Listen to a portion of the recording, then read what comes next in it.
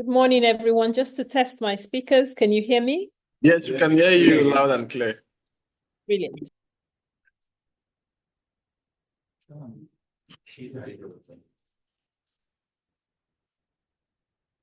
Okay.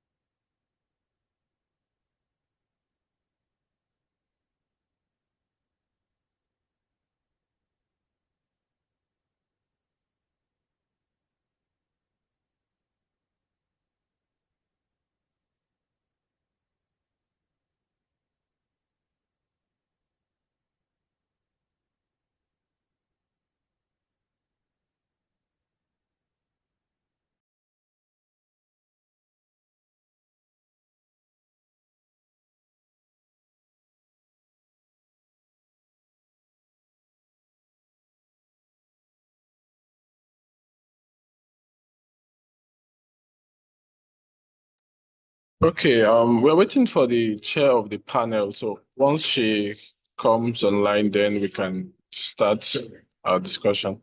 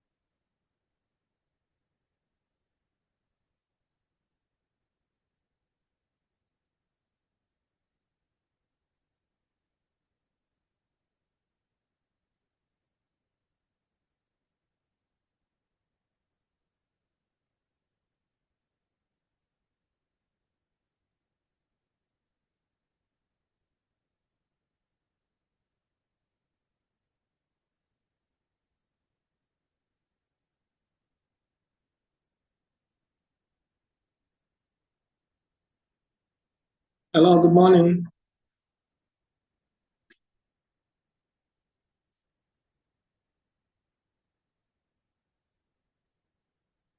Good morning, all.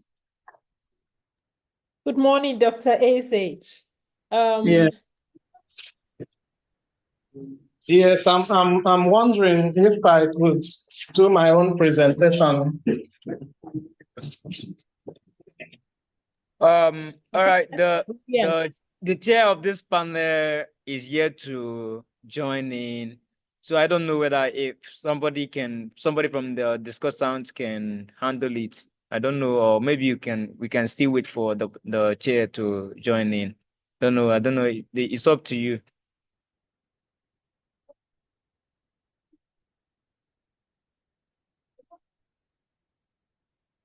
Is there a possibility of the message from her, and she said that she's on her way, that she's having traffic challenges. So maybe if we could wait a little while. Thanks for that, Dr. Biola. You're welcome.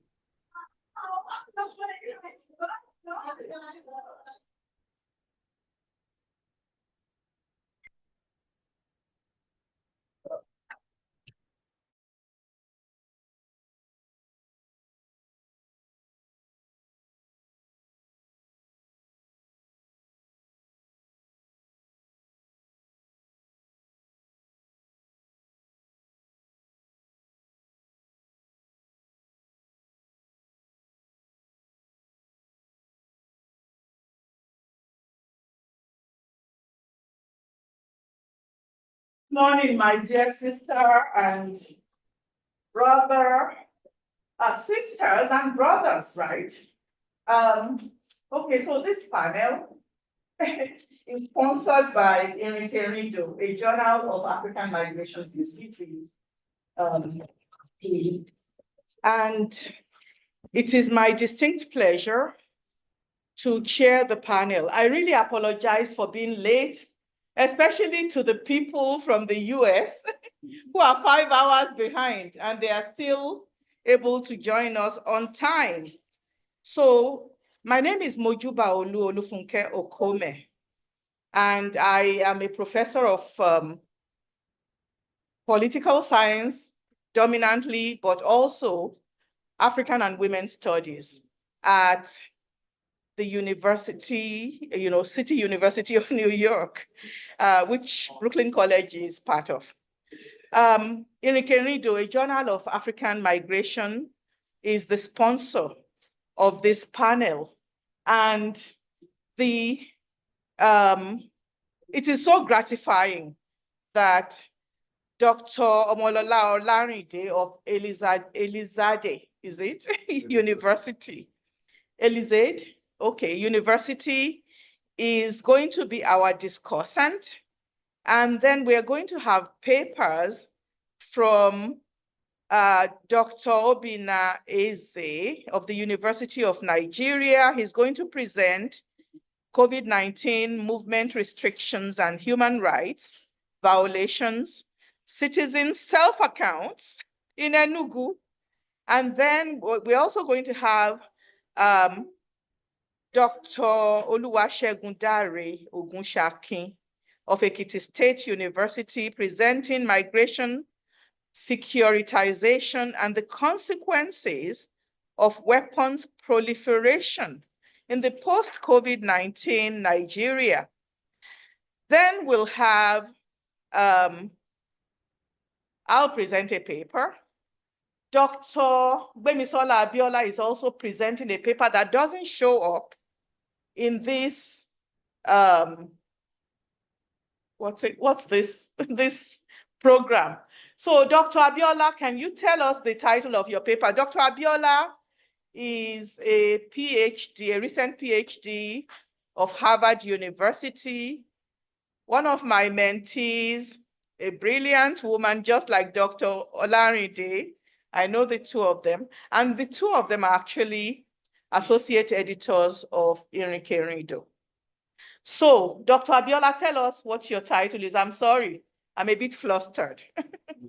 It's okay. My title is Precarious Displacement, the COVID-19 AI and social mobility nexus in Africa and the diaspora.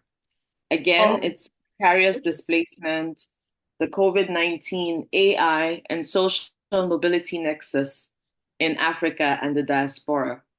Excellent. So now my paper is derived from the editorial to the last issue of Irike, which was published in March this year, and it's titled Racism, Xenophobia, and Solidarity in Migration and Mobility Politics.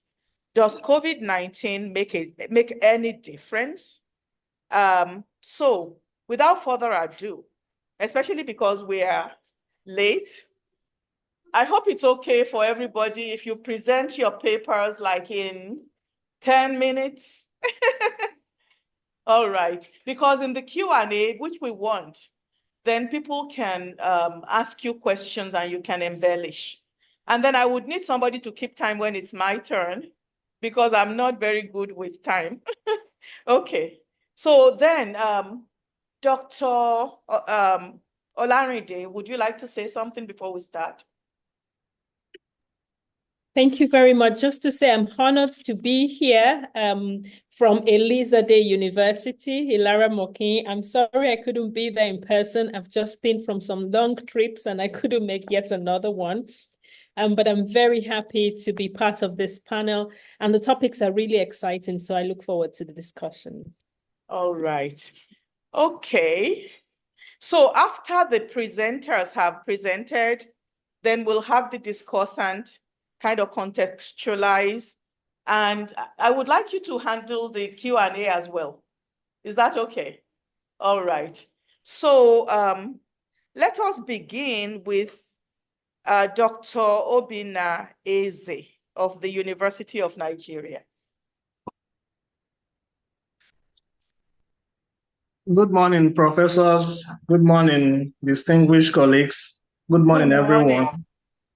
Yes, my name is Dr. Obinna Eze from University of Nigeria, Nsukka. Okay. Let me share my screen. Let me see if I can share my screen. Okay.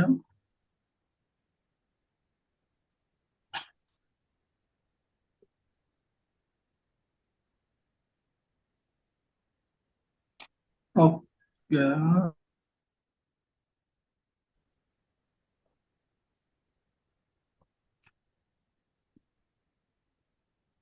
Okay, I'm currently trying to share my screen. Okay. Can you enable him to share screen? Okay. You know, I think I'll just come and sit there because I'm craning my neck. No, I'll just sit over.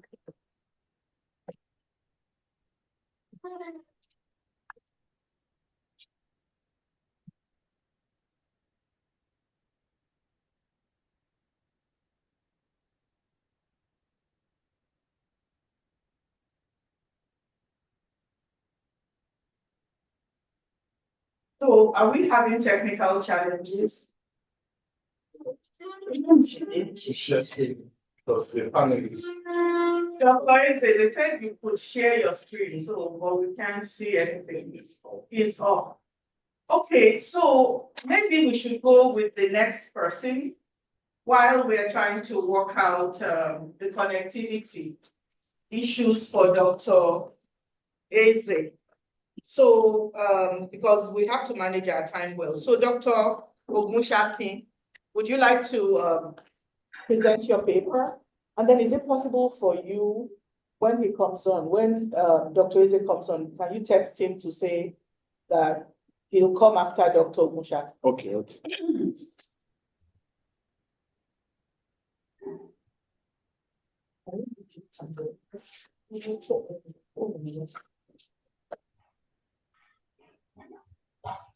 All right. Can you all see my screen?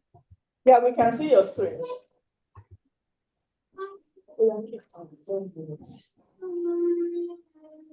Right. Okay.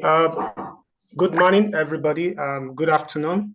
My name is Oluwasegun Ogunshakin from the Department of Peace and Security Studies, Ekiti State University in Ado-Ekiti, Nigeria. Firstly, I want to appreciate the organizers of this year's LSA conference, and also my apologies that I'm unable to be there physically due to preparations, and also just concluded a conference, a symposium by my organization in Abuja. But all the same, I'm still happy to be in this conference. Yeah. Okay, so my topic is migration, securitizations, and the consequences of weapons proliferation in post-COVID-19 Nigeria. Nigeria, as we all know, we currently face a lot of greater security challenges from the activities of terrorism group, also from the activities of bandits, and also the issues of criminals and militants in the various parts of the country. And looking at the issues of smuggling and also the issues of illegal migrations, which are creating a lot of issues in Nigeria. And even after the post-COVID-19 era, where we still have high level of illegal migration mobility of people from neighboring countries, and also from within the countries, where the activities of criminals have increased in recent times. And looking at migration, as we know, that migration is very essential. Even from the world beginning, we all know we all move, traveling, moving up and down, and trying to, probably for livelihood, probably for other issues, people move up and down. But the aspect of migration and secularization is a case that needs to be studied, because migration, from my own study, create a lot of security challenges, especially when it comes in the aspect of illegal mobility of people. And we know that when there is a high level of uncontrolled migrations, it also gives opportunity to either smuggling, to trafficking, to weapons, either small or light weapons movement illegally from one people to another, which has created a lot of issues, in Nigeria. In my study, I look into 4 research questions from the nexus of migration securitizations in post-COVID-19 Nigeria, the causes and the consequences of weapons proliferation in Nigeria, the challenges of addressing these issues, and also the best practices for improving security across Nigeria. Since we have a limited time, we just make my presentation so brief, which I believe that questions and also contributions to improve the paper is highly welcomed. I adopted a DEX research inquiries into this issue. So all my data are primarily from secondary data. So there was no data collected from the field. But those are the gap, of course. But for this study, it's totally a DEX review of various literatures about migration, securitizations, and the consequences of weapons proliferation in Nigeria. Just like what I said about migration, is about movement of people from one place to another, and migration can either be immigration or emigration. And also there are issues about internal migration and external migrations. All these are connected in one way or the other that contributed to insecurity in Nigeria, and also what has led to a lot of weapon proliferations across the country. And looking at security, it's all about protection. It's all about ensuring that people have safety, either from their mental focus or from their physical focus. And according to Igo Mero and Ochomba, stated that security can also entail steady source of livelihood, freedom from criminal activities, and also being free from all psychological injury. And looking at migration synchronization, it simply means framing immigration as an issue in terms of security. How immigration contributes to security threats and how the government portray immigration as a danger or threat to national security. So that is the meaning of migration securitizations. And weapon proliferation means the transfer of weapons from one set of owners and users to another, which can be either legal or illegal without being safely being guided.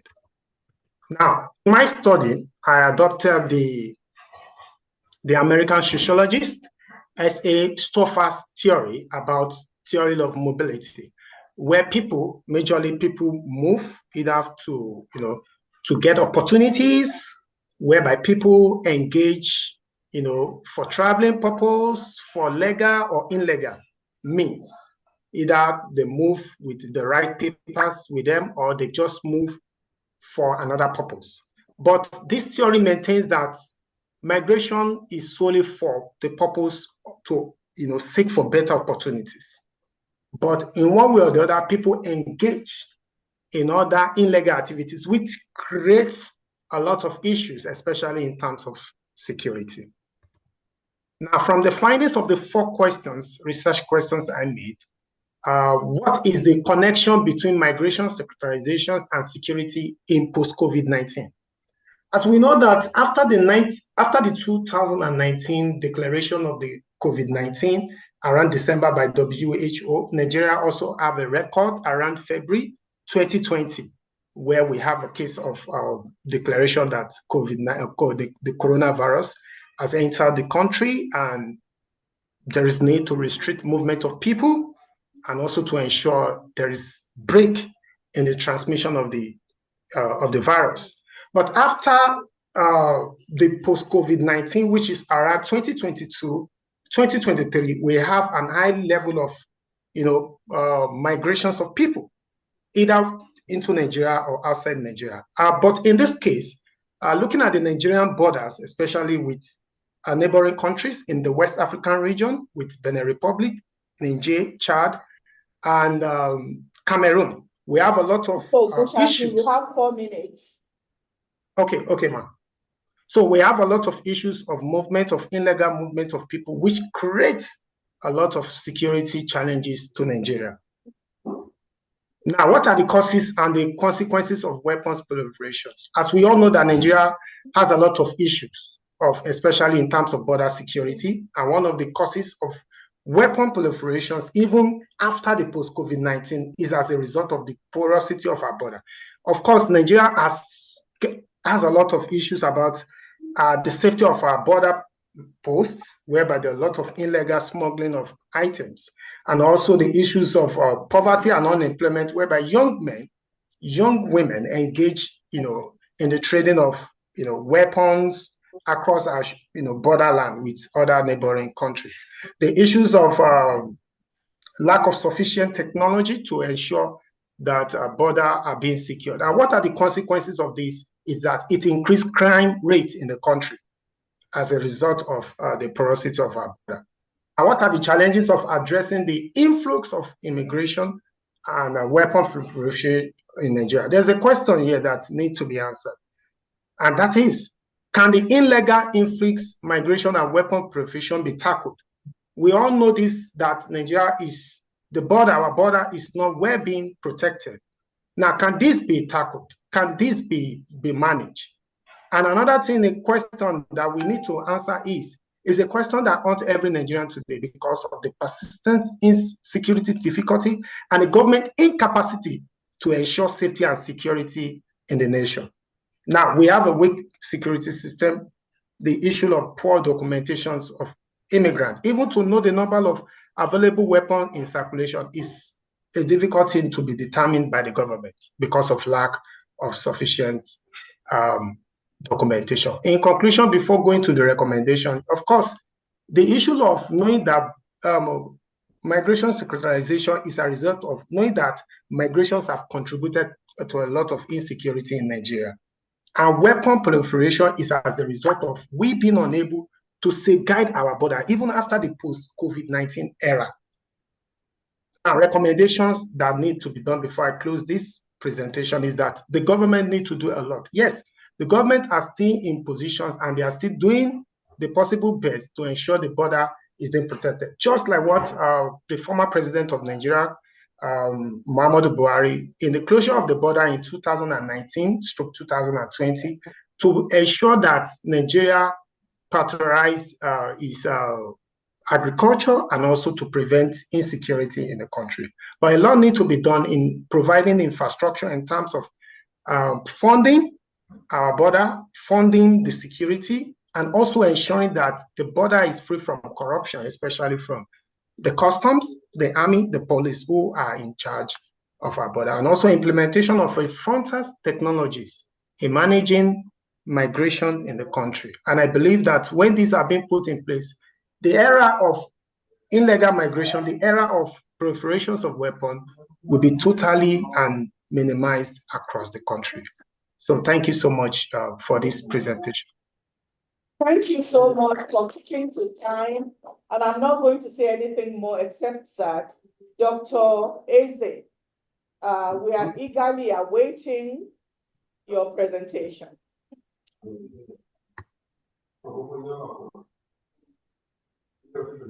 So don't wait for the PowerPoint, just kind of begin, because we don't have that much time. They're trying to put your PowerPoint up. So do your preambles, please. Okay, thank you, Prof. Let me go outside. Oh. Yeah, go on, please. I guess, before I was alive before PowerPoint, I don't know. This PowerPoint is sometimes an impediment to progress. Just talk, man. Dr. Eze, just keep talking. I think he has some connectivity issues. He said that he's in a place where the connection is bad. Have we lost him again? Because if, Dr. Eze, are you having challenges with internet? Yeah, he did say so.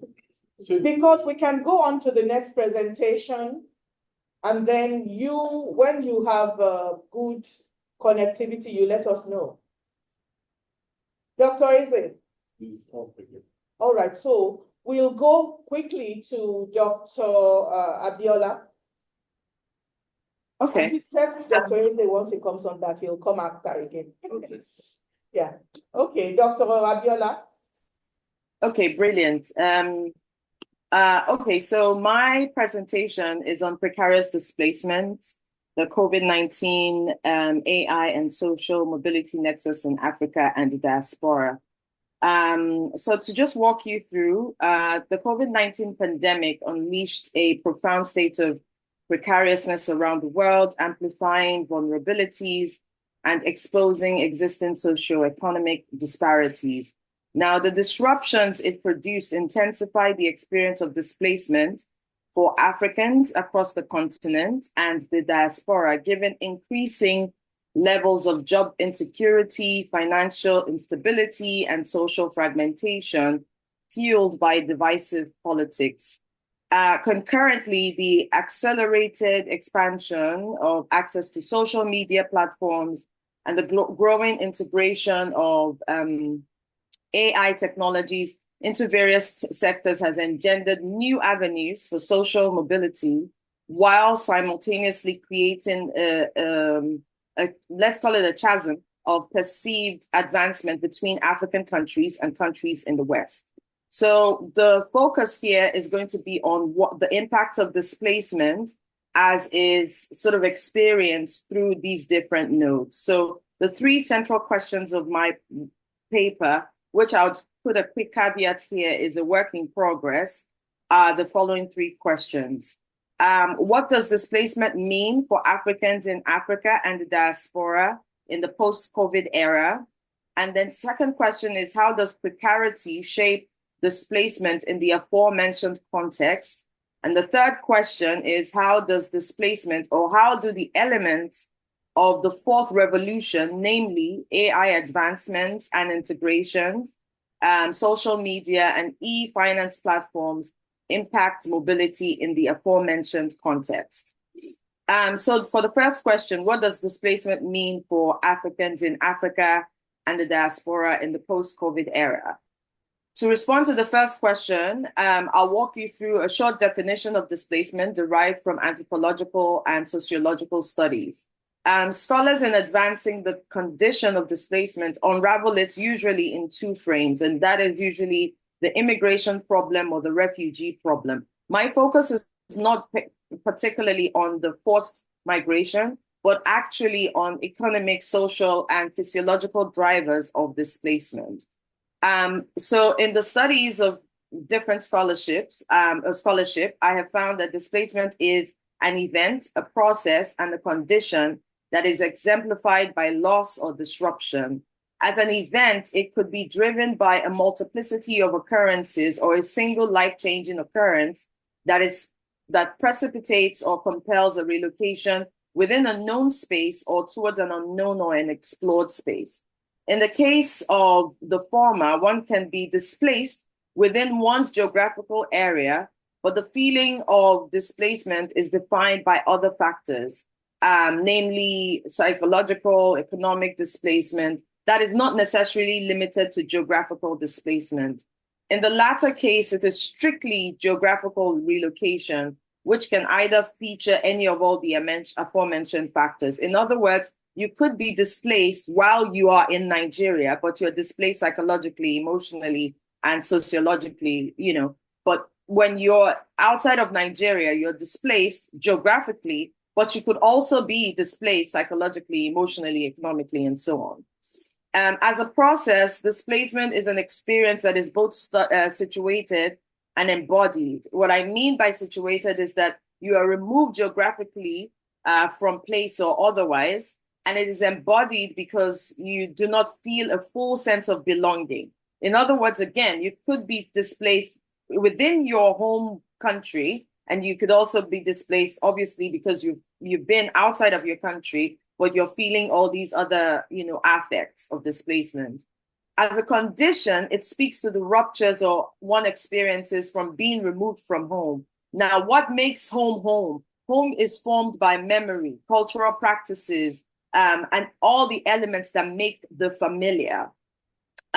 Memory is a component of our identity. It's a reservoir of our religious rituals, a conveyor of cultural practices from one generation to the next. In fact, it is a central element or essence of the self.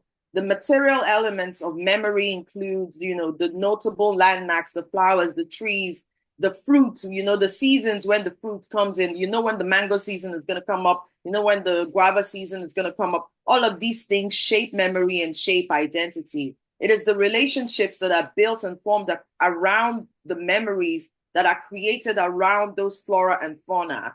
And it's all fused together to create one's identity and solidify one's attachment or rootedness to place. And it is what creates one's orientation to culture, eventually becoming a part of one's daily life.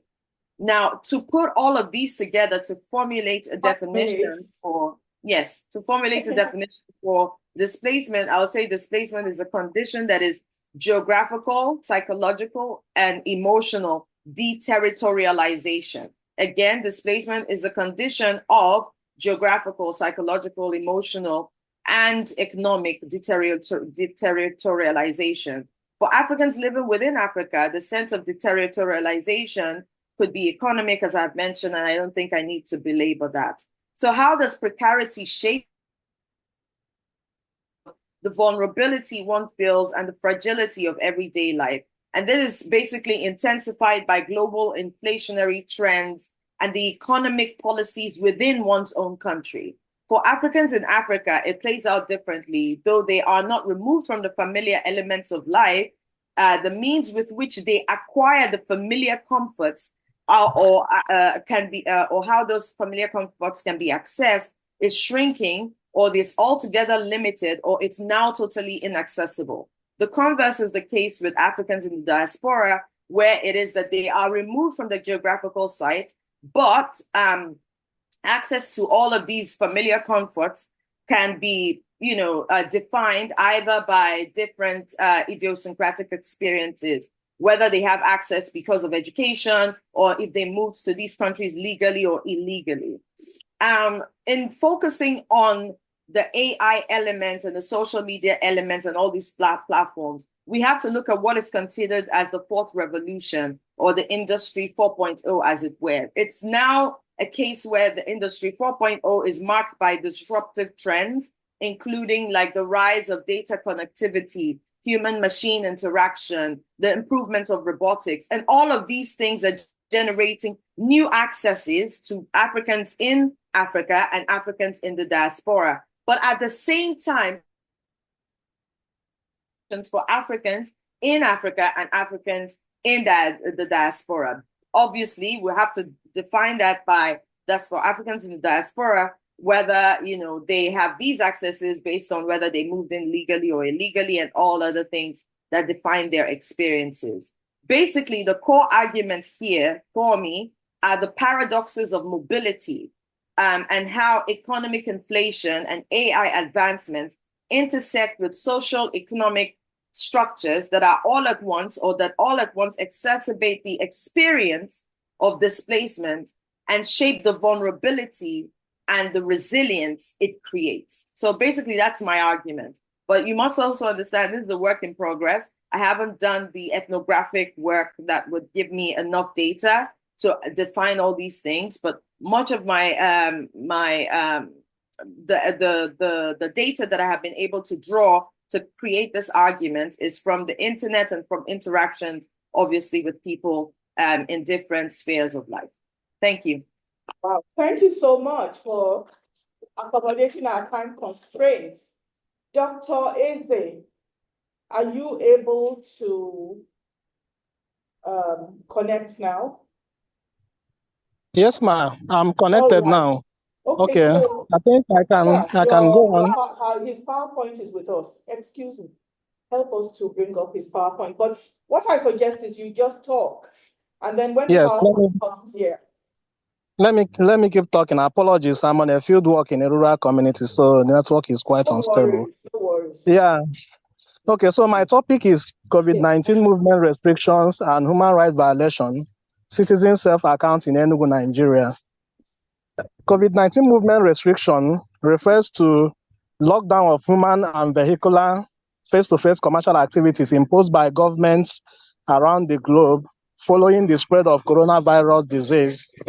Like we know, when the COVID-19 broke out, one of the curtailment measures that was put by governments across different countries was the lockdown of activities, both commercial activities and human movement. Nigeria's first case of coronavirus was came in as a result of an Italian who flew into Lagos. However, belief in the reality of COVID-19 in Nigeria became a mystery of its own because the people doubted its existence and because of the corruption in the health sector at the moment. So in order to curtail the spread of this disease, governments, like every other government of other countries, Nigeria, the Federal Republic of Nigeria imposed movement restrictions. However, although this restriction was targeted towards curtailing the spread of COVID-19, it also set the ground for human rights violations. A UN report, showed that there are 15 countries where movement restriction led to human rights abuses, and Nigeria topped the list. In one of the slides, you will see the list of the 15 countries where UN reported that there were human rights violations as a result of the imposing of the lockdown. And you see Nigeria there topping the list and other countries around that place. I'm moving fast because of network. Okay, so incidents of human rights violations during COVID-19 in African countries specifically was violent in nature. In Kenya, for instance, 6 people lost their lives due to police brutality within the first 10 days of COVID-19 due to the curfew that was imposed. You know, people will.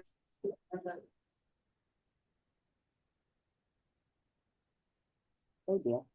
I think we lost him again. Now, where are you? He's still here. He's still there. Yeah. But his Connection is not stable. So, Dr. Eze, would you mind if I just go on and when you can join us, you'll resume, because otherwise we will not be able to complete on time. I think that's what I will do, okay? So let me do my paper, and I need somebody to time me because I'm long-winded. It's not there. And so when he comes, you tell him that. Put my own paper. 10 minutes, please. Yeah, you know, so technology is said to be an asset, but it can also fail you. Me, I say technology is overrated. Yes. Did you say your slide here? I did. My name is Okome. Please help me to put the slide. Let me stand here, even though. Why is it just your flash? The red flash. Yeah, it's the red flash. Okay, so you know, my paper is titled Racism, Xenophobia, and Solidarity in Migration and Mobility Politics. Does COVID-19 make a difference? And so my paper is not a research paper. It is an editorial to the last issue of Inrikerido, a journal of African migration. And we did a call for papers in the early days of the pandemic, and we wanted to publish during the pandemic, but it didn't happen. So my joke is that it is pandemic-induced lethargy and challenges that prevented people from responding appropriately. Now, racism is evident in migration politics. So is xenophobia. But then, what we need to be doing, as suggested by some of the, one of the 4 groups of authors that responded to this call, is solidarity in migration. So how does this happen? Well, I think it's important for me to say that to complement the associate editors of the journal for the work that they did in ensuring that we put out the journal. So this journal is peer-reviewed. They find the peers. We don't pay anybody to do the work. So the fact that we are publishing is a labor of love. And I want to say that distinctly. This journal has been published since 2002.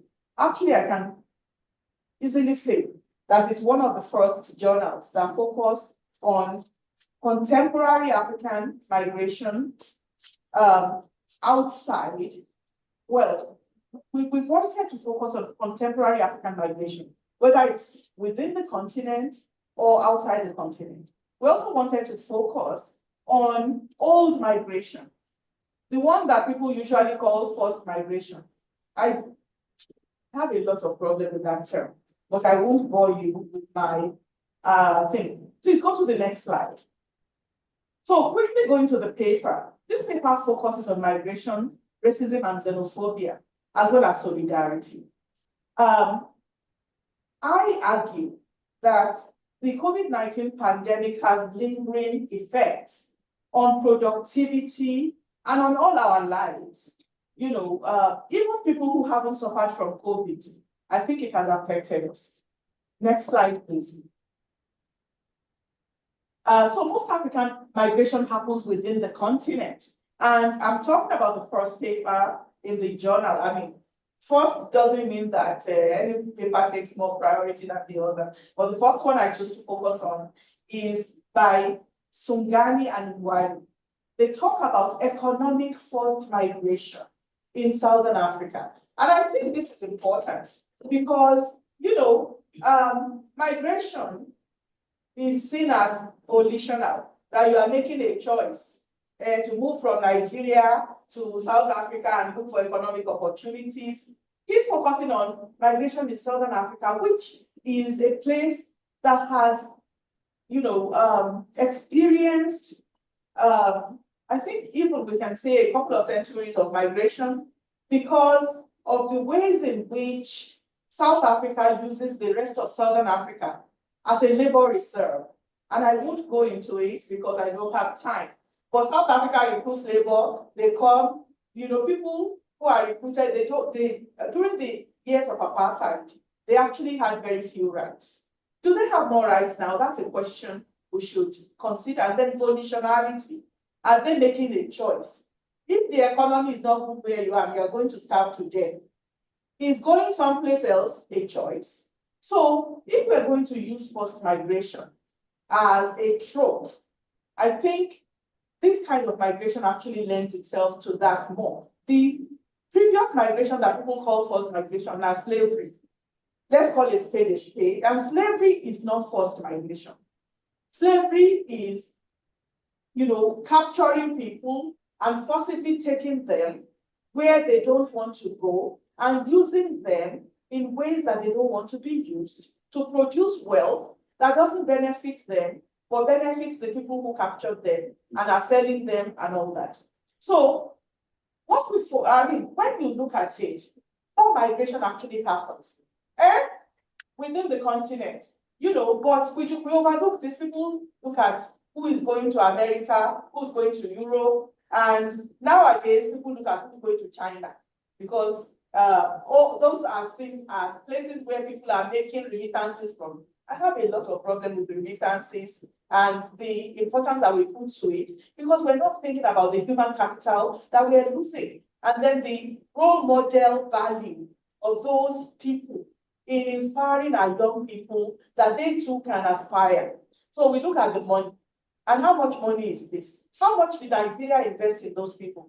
Well, I'm not also going to talk about that. So it's gratifying that this paper talks about Southern Africa and it looks at the Malawians that are going into Southern Africa and the relationship between them during the COVID, especially during the COVID-19 pandemic and the South African hosts. They were treated very badly. Okay, and then it says, we are all Africans. And actually, the irony is that Africa says it has a free movement regime now. We have AFCTA. We have, in different regions also have their own migration regimes that say that there should be free movement. But we're treating one another very badly. Next slide, please. So the next paper by Popola, Chipungu, and Chipungu also look at South Africa. And they look at the businesses by migrants, foreign migrants in Durban.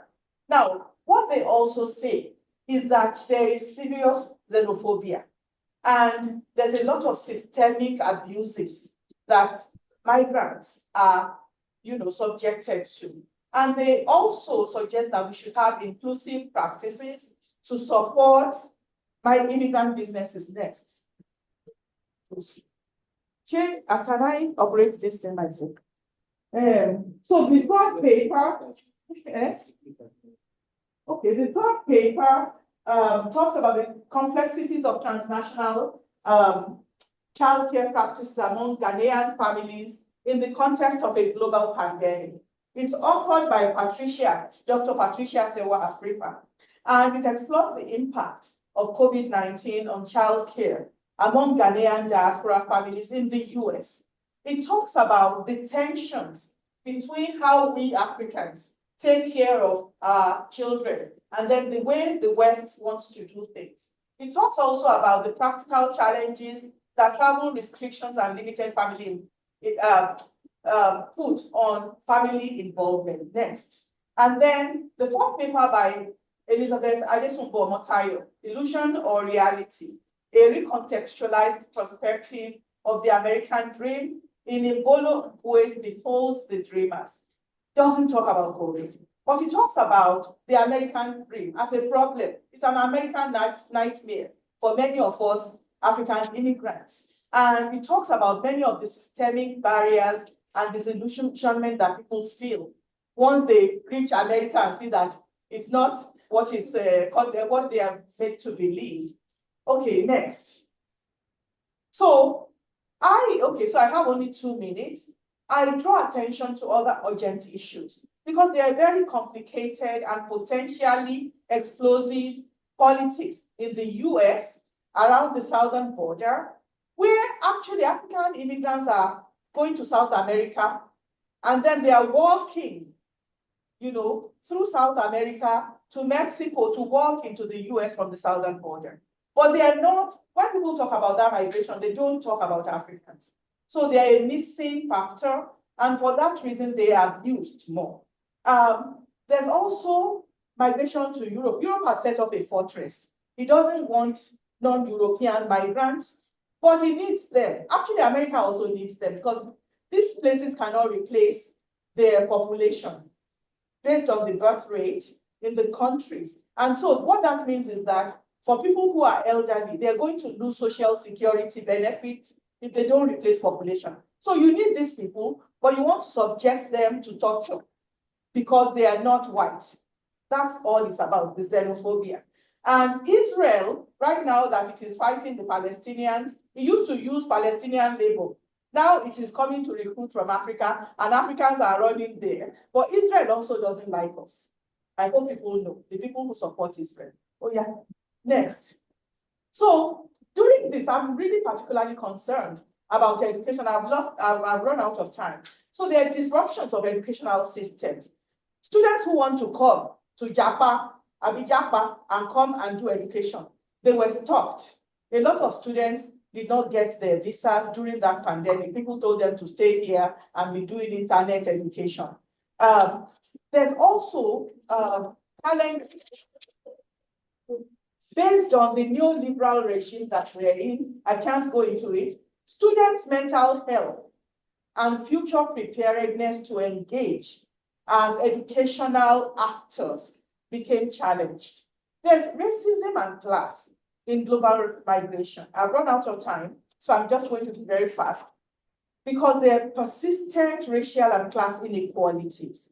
People who are rich, even in Nigeria, they don't go through what the middle class and poor people go through. Forget about poor people. They have to go through the Sahara and go and die in the Mediterranean and things like that. And when they reach wherever they're going, the places where they have to endure, they might as well not have left, okay? So we must address these deep-seated issues with solidarity. A lot of us are not sympathetic towards, they say, why are they walking through the Sahara? Why didn't they stay at home? Why should they die at home? Why should they be here, have a university education, and their life is going nowhere? So we need empathy. The ones of us that can still put food on the table realize that for some people, it is a matter of life and death. So there's an appeal for solidarity, for compassion, and for inclusive politics, and advocacy by the people who are doing well. There's also a need for humane approaches to migration and systemic reforms to support global migrants. I think I'm done, and I do this. And part of the reason why I founded the journal and fund the journal and ensure that the journal is produced, even though we have very few issues, that it is a top-notch journal. And I want to correct something. This journal is in more than 600 libraries worldwide. It is peer-reviewed. It is in the Library of Congress's, it has a Library of Congress endorsement, and it is, but it's struggling. And then there are silly things that people say. I could have published in this journal, but it is not university-based or something. The reason I didn't put Brooklyn College's name on it is that I'm paying for it, okay? Brooklyn College would be very pleased to have their name as the site of the journal and whatever, but if I'm paying for it, why should they take credit for it? So if people want to publish with Irikerido, you are welcome. If you feel that it's beneath your dignity, please go somewhere else. But I'm very happy about the work that we're doing. And I think that it's important that we all engage these issues of migration. The world also has to be forced to deal with migration. And during the Obama administration, there was actually a move to do that. Then Trump came in and said, he called us all kinds of names. Nigerians say it is true that we're a shithole country, that why are we going elsewhere and whatever. If we don't do this advocacy, actually, our people will be traumatized. All these people you are depending on to send remittances, some of their lives, you don't even want to know what they're going through. Although some of them are doing well, the most educated immigrants and all that, you know. So take an interest in migration and do advocacy to the extent possible. Thank you. All right, so now we have the discussants. Dr. Olari, do we have Dr. Ezeba? Yes. Dr. Yes. Ezeba, be able to talk. So quickly now, 5 minutes, finish your paper. Okay, ma. Okay, let me finish. Sorry. Okay, I stopped in the middle. Can I go on? Yes, please. Okay. So I stopped in the middle where I was talking about the United Nations report about the countries where human rights abuses were high during the lockdown. So there are about 15 countries listed there. So in all these 15 countries listed, Nigeria tops the list. Again, in the next slide following that, incidents of human rights violations during COVID-19 in African countries, they were violent in nature. In Kenya, for instance, there were reports that 6 people lost their life due to police brutality. And in Nigeria, during the first phase of the lockdown, more people were killed due to human rights abuses than the number of people who died because of COVID-19. So these human rights abuses during the lockdown phase followed abuses in the home, that is domestic violence, sexual abuse, rape on vulnerable populations like women and children. So these were some of the human rights abuses that were experienced during the lockdown. So for this research, it's still ongoing. The methodology I adopted in this research is qualitative research, and the data to be gathered are mostly primary data. They are to be gathered from people who experienced the human rights abuses or those who have seen others experience it. So I want to use a in-depth interview some which I started interviewing, to interview 25 participants from Enugu Urban as a key informants and those who also give an in-depth interview. So the analytical approach I want to follow to do this is thematic analysis, whereby the emerging themes from the interviews will be categorized and the analysis will follow us. The initial findings from the few interviews I've done shows that movement restriction during the COVID-19 lockdown led to serious migration problems, resulting into excessive harassment of citizens by the law enforcement. So during the time, because people were not freely moving, the police officers at the time took the opportunity to harass those who find a way to move and those who insisted to move. So they were extorting them. People were paying at that time not less than 1,000 naira to cross any police checkpoint along the way. And people who travel from the Enugu-Onitsha Expressway at that time experienced this a lot. Now, most times the drivers will want to take routes that are outside of the major roads. And those communities who provided the gateway for movement during that time also developed a strategy of collecting or extorting money from these road users. So it was a whole human rights abuses that were going on during the time of the lockdown, which some of them never came to limelight. Okay, so the initial recommendations that I'm looking at in this study is that in the event of serious public health emergencies, stepping down on some rights may be justifiable as it is with the lockdown. But however, this stepping down on rights will only be justified when they are strictly inevitable. There is no other means that could be used in a particular cultural environment, and that those stepping down on rights must respect human dignity, and it must be open to review depending on the situation on ground, and there must be also legal basis to it. So thank you. Thank you And very thank you. much. Thank you. I'm sorry about all the challenges. And you are an intrepid, resilient person. You have to be commended. So Dr. Olanide, over to you. Thank you very much, everybody. And it's been really interesting insights coming from today's discussions, Africa on the move in the post-COVID-19 world. I'll first start by pulling out what I think are 3 key insights that have come out from all of the papers, and then I'll address the papers individually.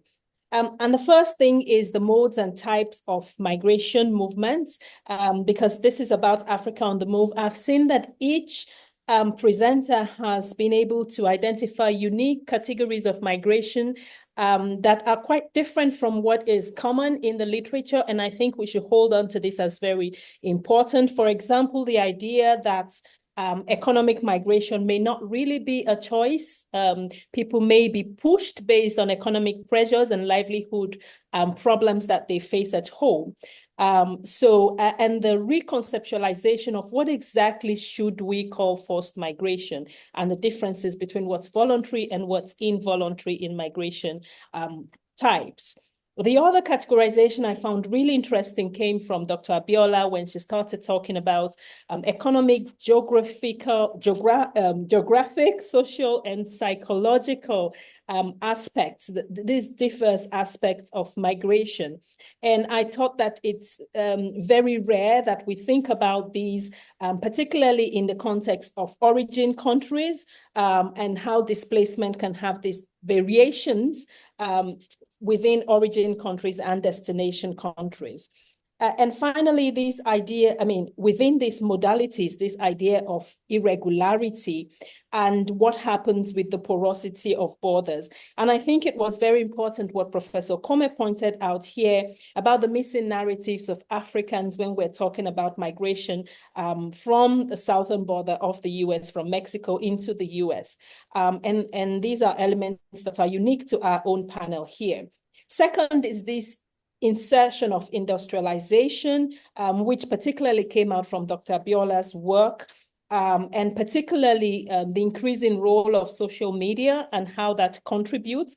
Indeed, we found that in our own study too, where we're studying migrant decision makers making in the Dynamic project, and we found that the social media can be a source of large data size, and we are able to download hundreds of thousands of discussions and analyze that with machine learning to be able to see what's going on in that space. And I think it was very important how she's pointed out the use of AI, but also the fact that Africa has become more accessible.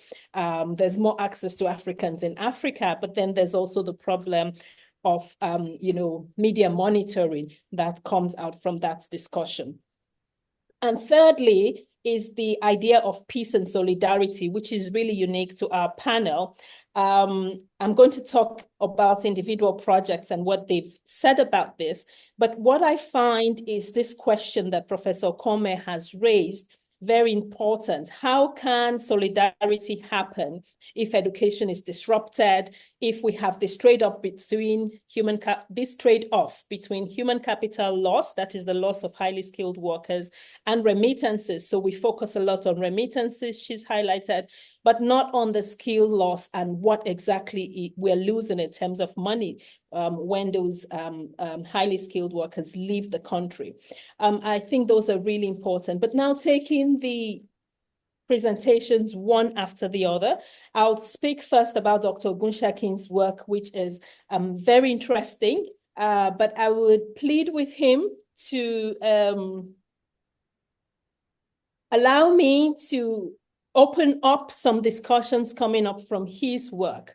The first comes with his framing of securitization. And indeed, as he is rightly defined, there is this process through which the phenomenon of migration is framed as a threat to the survival of, certain reference objects, a country or what have we. And this framing itself is controversial. So it's not, the securitization of migration, you'd find a whole lot of scholars trying to point to you that migration is not directly associated with security problem. There are incidences where migration causes security problem, but if you look at the bigger picture, you problematize migration by making it a security problem. And one way we can solve these ideas, because I see where you're coming from, you're from the Peace and Security Conflict Department, and I can understand that that's how you'd be framing things in your department. But one way that I can encourage us to really rethink, and this helps me a lot, for example, as an economist, where we're always into data and you always have to, demonstrate stuff with data. When I talk to people outside of my field, I find it very useful to understand how they're conceptualizing the same problem that I'm looking at. And I think that will be very helpful. I'm not doubting, as you've rightly presented, that security challenges arise, particularly from porous borders. There's a lot of evidence to that. What I'm saying is that this singular framing, as if there's no other way to see migration except as a security problem, it'd be great if you can look at it, particularly because there's no causality. We talk about this relationship of causality between migration and security. And the second thing that's very concerning to me is the criminalization of migration. We talk a lot about illegal migrants. A number of times it's come out here, and a number of scholars, Zanka, Francisca de Zanka and De Haas and the rest of them have raised this issue about what's going to happen if we make migrants sound like criminals, because most migrants are not criminals, and talking about migration as illegal, even though they're crossing borders without documentation, is a big issue. So I'd like us to talk a bit about that. So I've shared some reference, particularly Chigudu, who is an advocate of the desecuritization of migration, and I'd very much like to have you feature that in your work. After that was the really interesting presentation by Dr. Abiola, who was talking about precarious displacement, the COVID-19 and AI. And I found it really intriguing, her focus on the impact of displacement on Africa, Africans in Africa and in the diaspora post-COVID. Particularly what I'd like, a lot of her conceptualizations were very useful. For example, a lot of times I've thought about what it means to be from home, and I try my best to keep away from home and host use when I teach, for example, in international economics. But she's made it very clear that home is where you get memory and cultural practices and these elements of familiarity. And I think that was a very ingenious, a very good definition of what home means, conceptualization of what it means. And then the impact of the elements of the fourth revolution on industrialization, this new access that social media is giving us to migrants outside of where we are. Even if you're not in Africa, you have migrant access to Africans in Africa. What I think that we need to take a look at, when she was speaking, it occurred to me that there were elements of intersectionality in her work, particularly when she's talking about the precarity of migration journeys. It varies by gender, by age, by income category. Professor Kome mentioned that in her work about the differences in income and how those choices affect migration opportunities. So I think that if you add those elements of intersectionality, it might be useful for your work. And then that's it for you for the paper. Thirdly, we had Professor Kome, who was speaking, also very interesting discussions on racism, xenophobia, and solidarity. I think it really struck me about the long-term effects and the lingering effects of COVID-19, in addition to all of the things that I've mentioned from her work, arising from her work. For example, the elements of choice in going to some place, the elements of solidarity, which was very well emphasized, and how we can make this happen for us. In some cases, we see that people are using social media, and that now this intersects back to Dr. Abiola's work. People are using social media, one, as a form of solidarity in making migration decisions while in the country. So it's not just me talking to my friend in the US about opportunities to migrate in the US, but me having a group with other people who want to migrate within my own country and, discussing what the opportunities are and, how they can facilitate my journey. So we see that showing up. But beyond that, when people have already migrated, there was the element of, security and human rights that was often missing, and how we can drive this through solidarity. Particularly, Professor Kome was talking about xenophobia. And it occurred to me that a lot of times when we face this kind of problems, particularly in the South Africa, for instance, in recent times, and Nigerians have been particular targets of those movements, sometimes we find pockets of those solidarity. I can think about the experience of Air Peace, I think it was, that evacuated Nigerians from South Africa. But I can also think about the experience of other Africans trying to blame people for migrating. And I think that that's not the time to do something like that. So I think in times of human rights violation, I agree totally with Professor Kome that we need to stand together and speak against those kind of elements. And finally, Dr. Eze, and who's also talking about COVID-19 movement restrictions and human rights violations. And a very important question of what happened during lockdown, particularly in households and particularly to vulnerable groups. I don't like to always categorize women as vulnerable, but sometimes, particularly when the issue of human rights and domestic violence comes up, and also when sexual related violence comes up, they show up quite a bit, as well as children. So I think it's a very important topic. And it's interesting. I like that he has purposively selected some people who have experienced human rights abuses, and through in-depth interviews is trying to discuss their experiences. I was trying to quickly look up something that I found, which is called a pen portrait analysis. It's a single pen portrait analysis. It's a supplementary analytical tool. And the reason I thought it was going to be important to Dr. Eze's work is because he said he was going to do a thematic analysis, which is, I don't have any bones to pick with that. But sometimes when you're doing thematic analysis, you lose individual stories.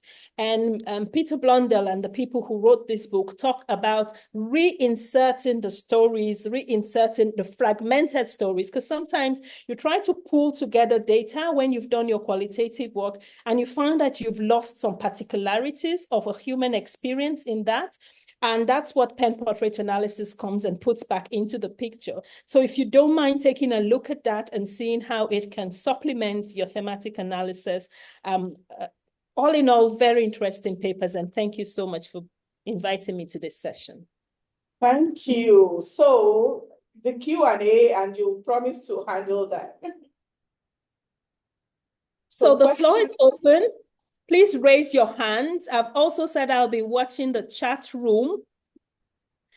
So if you're in here and you want to speak, just raise your hands. Otherwise, and also the presenters can respond so that we can get the conversation going.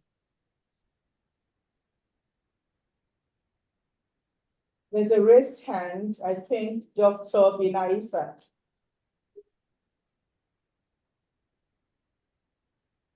Dr. Binaisa, please go ahead.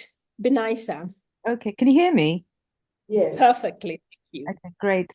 Thank you very much to the panel and to the organizers for this opportunity. It's been a great panel, really stimulating. And I know we're short of time, so I have a couple of questions stroke comments. The first one is to Dr. Abiola. I really enjoyed your paper. I felt it's a very innovative intersectional approach which has also been picked up from the discussant. And I was just thinking, are you considering also conceptualizing utilizing the mobilities framework, which extends thinking about migration not in terms just of people on the move, but also particularly because you're dealing with the digital, social media, but also the emotional, psychological. So that might be something that you might find a complementary, rich thread in terms of what you're doing, or not, as the case might be. And also, I really felt, again, it might not be a direction you want to go in, but particularly because you're looking at both Africans in the diaspora as well as Africans within Africa, do you want to have a more specific focus on gender? So, but I don't know if that's something you want to, because I think there's some really sharp points that, particularly in terms of access to and forms of access, and the temporal dimension as well. So, and for Dr. Ogunshekin, I was just going to say, why Stufa?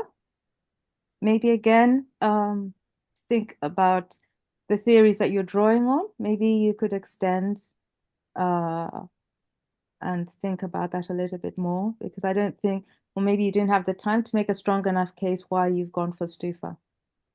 And to my mentor, Professor Kome,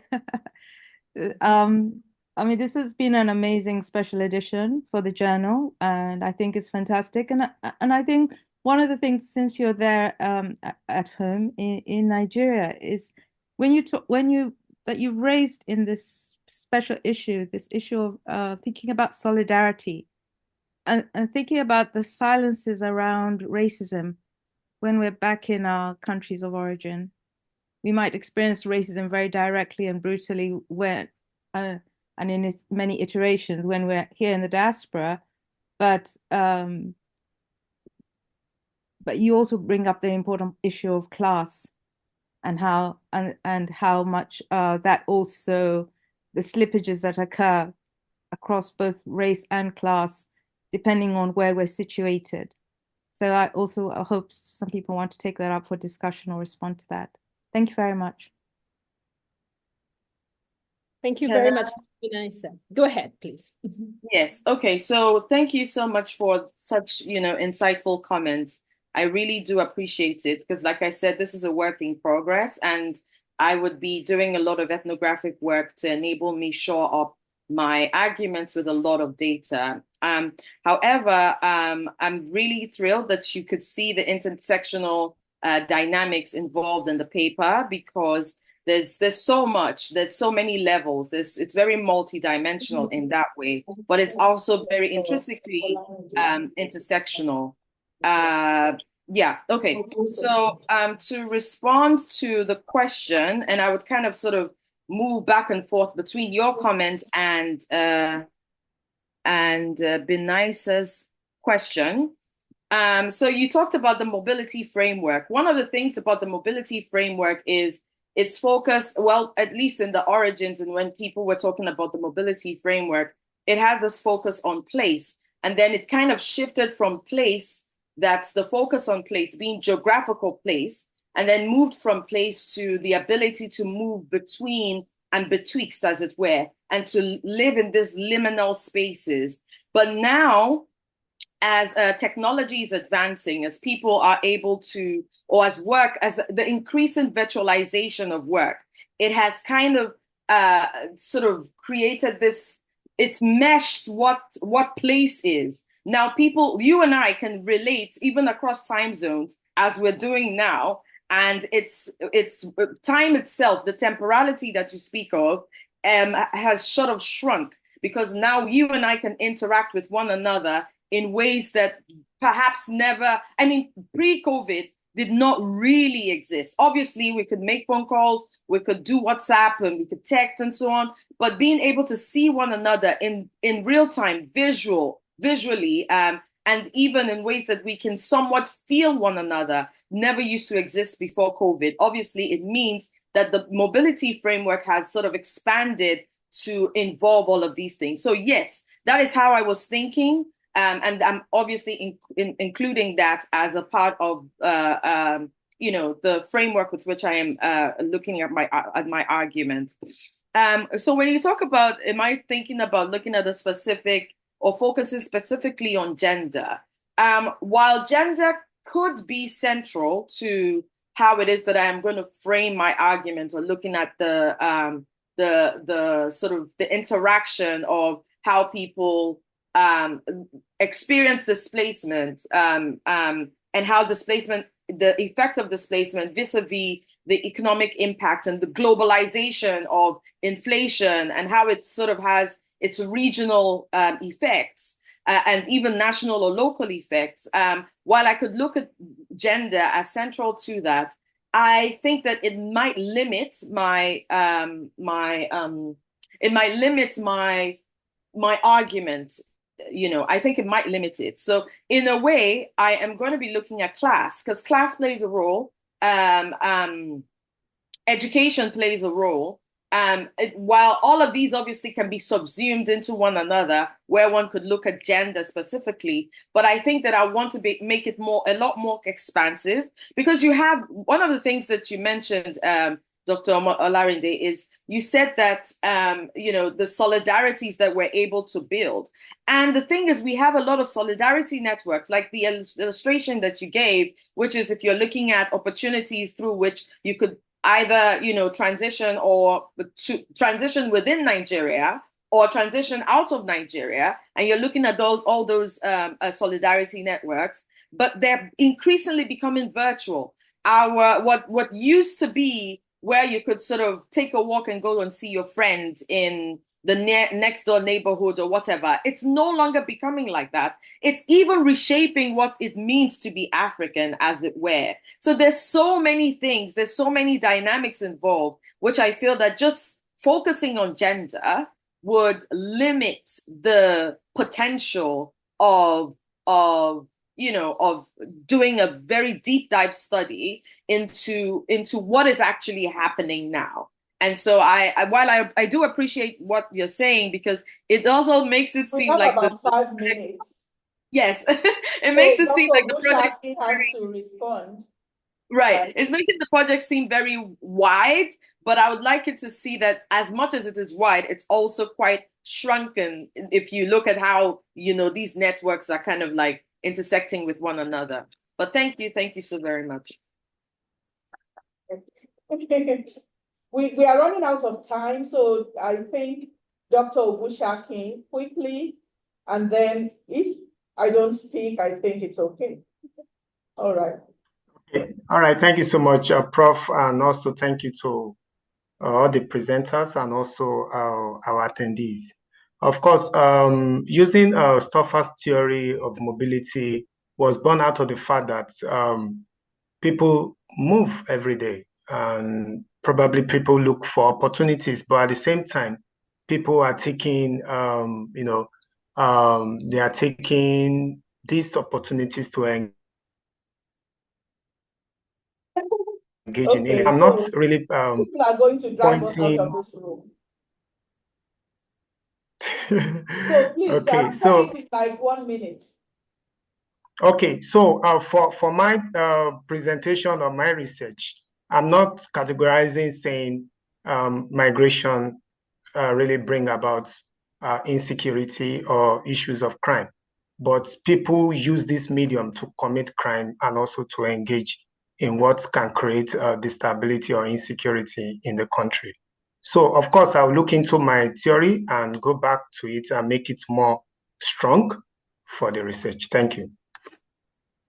So if I can just say quickly that one of the ways in which people are now talking about what Nigerians, especially, like to call illegal migration, I think Africans, is that it is irregular migration or undocumented migration, because, like I said, people are looking for ways to survive. It's a matter of life and death.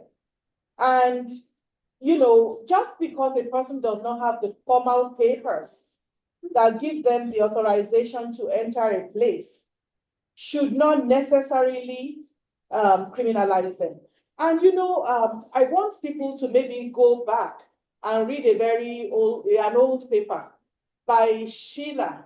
What's her first name? Nina Blake Sheila, where she talks about methodological nationalism, that there was a previous era, and I think other scholars have said it too, where people did not even need visas to travel, and that was an era when it was mostly Europeans who were entering, places anywhere they wanted. I mean, what visas did the colonialists get when they came here?